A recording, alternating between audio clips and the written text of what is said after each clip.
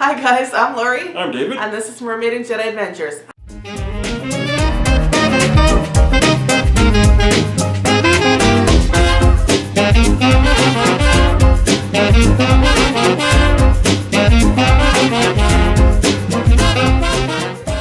Today on Mermaid and Jedi Adventures, we're going to be talking about what we love about staying off property. So we did do a video, I don't know which one's going to go up first, about why we like staying on property. So we thought we would, instead of saying pros and cons, we decided we would just go with the positives for both. So this is what we enjoy about staying off property. So that means off, not on the Disney property or not at a Disney resort. A lot of times what we'll normally do is just do both of them. Yeah. We don't go down for like a week, we'll go down for like 8 days or 9 days. So, or 12 days. Yeah, so a lot of times what will end up happening is we will do 3 or 4 days off property, then 3 or 4 days on property. Yeah. So it's kind of gets the best of both worlds there. Yeah. So starting off off property, the prices are a little bit better, or not better, but they're like less expensive than Disney at some points. So the price point is definitely favorable. There are definitely places that you could stay on Disney, like the value resorts are a little bit cheaper, but the price point of the resorts generally is it's cheaper to stay off property than it is on property. Yeah. However, with that being said, once you add in paying for parking or the convenience of the shuttle service on property, if you don't have a car, or adding in the gas and the transportation and that, it can sometimes, like, that's how things even out. Yeah. We're not saying one way, we enjoy both.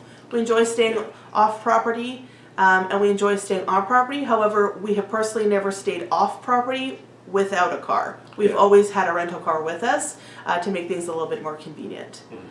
So kind of to go along with that price point thing, you get more room for your money if you stay off property. So a prime example is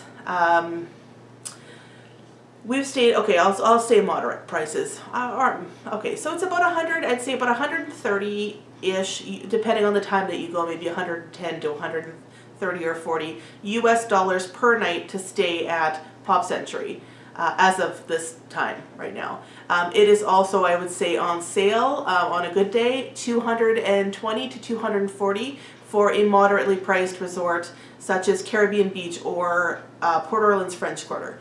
So that being said, for the same price as staying at a value resort, you could stay at a 3-bedroom, 3-bathroom private home, either a condo or a townhouse, or they also have vacation houses. So, you know, depending on how many people are staying with you, that can be really great. If you're staying at the, you know, a value season or a low season time of year, I mean, we've stayed for a week or 5 days or 6 days at a 3-bedroom, 2-bath condominium that has a heated pool and jacuzzi, a couple of them on the property to share. And I think it was about $500 or less for 5 or 6 days. So it was a really good deal. And if you take that, for example, when we're going with a friend, or if you have a couple of friends and you split that amongst a couple of people, then that price really goes down.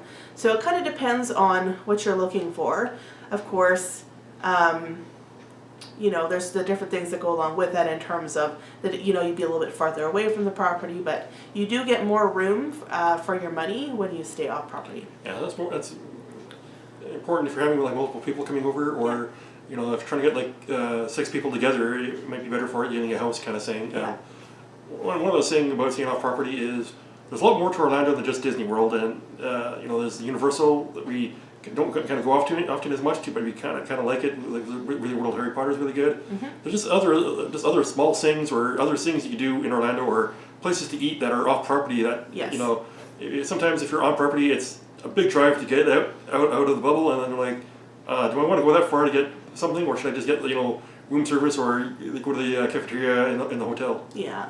One of our upcoming videos we're going to be talking about is sort of non-theme park fun, like things to do in Orlando that don't involve any of the theme parks, but we definitely do enjoy sort of our off-property little cruises and restaurants and things to do as well. So the last thing that we sort of have on the list in terms of what we like about staying off property is eating off site So many things about this. Yeah. One, if you're staying off site, it's very easy to get a kitchenette. A lot of places have a kitchenette. So to have your own milk and your own coffee, your own cereal, just a big place to keep your leftovers, it makes things a little bit cheaper because you can buy your own groceries or sort of save your leftovers. We're not big breakfast eaters, so just having like a yogurt in the morning or a cup of milk or a granola bar, like it's nice to just sort of have that all set up. Yeah. And if you have families or a lot of people, you could barbecue or like cook a meal and save yourself a lot of money that way by sort of eating off site or eating in your own kitchen, like picking up groceries and stuff. There are small fridges and everything at Disney, but I don't think there's microwaves. Is there microwaves? No, it's not. It's like I don't see any. They might have them in the deluxes where the villas. I think maybe the DVC properties or the cabins. I think at Fort Wilderness have kitchenettes. Yeah, but if you get a place that has like if you're renting a condo that has like a stove and you want to cook a meal, sometimes if you're on a trip for so long, you just want to cook a meal yourself. You don't want to constantly be eating out. Yeah. Honorable mention for staying off property that is a little bit more specific to not necessarily staying off property at a hotel, but staying off property at like a vacation condo or townhouse / vacation home is when there's laundry. So it's nice at the midpoint of your trip, because you can even pack less clothing if you want, to be able to do a couple of free loads of laundry. Because let's face it, it is hot in Orlando, and you sweat more than you think that's even possible. Sometimes it's not even sweat. I swear it's just the humidity absorbing into your clothes. Yeah. I know that my hair never dries thoroughly when we're in Orlando, so sometimes I feel like my clothes aren't thoroughly dry if they get wet on a theme park, a ride, and you get I love the smell of Disney water. I don't like it on me all the time. Yeah. So it's nice to throw in some laundry as well, especially I guess if you have kids as well, there'd be a lot more clothing items to do. So that's just some of the things that we like staying off property. What about you guys? Do you prefer on property or off property? Do you stay at a hotel? Do you stay at a vacation property? We also have been blessed with some good friends who live just outside of Orlando that we have stayed with as well for free. So as we said, normally we kind of do both. We kind of stay at a hotel or a condo for 3 or 4 days, and then stay with friends for a day or two, and then stay in Disney. Yeah, so if you do that, go ahead. If you have to make a decision, there's not a really wrong one. There may just gotta look at the hotels you're looking into. Yeah. So that's what we have for today. So we hope you liked this video. Please give us a thumbs up if you did.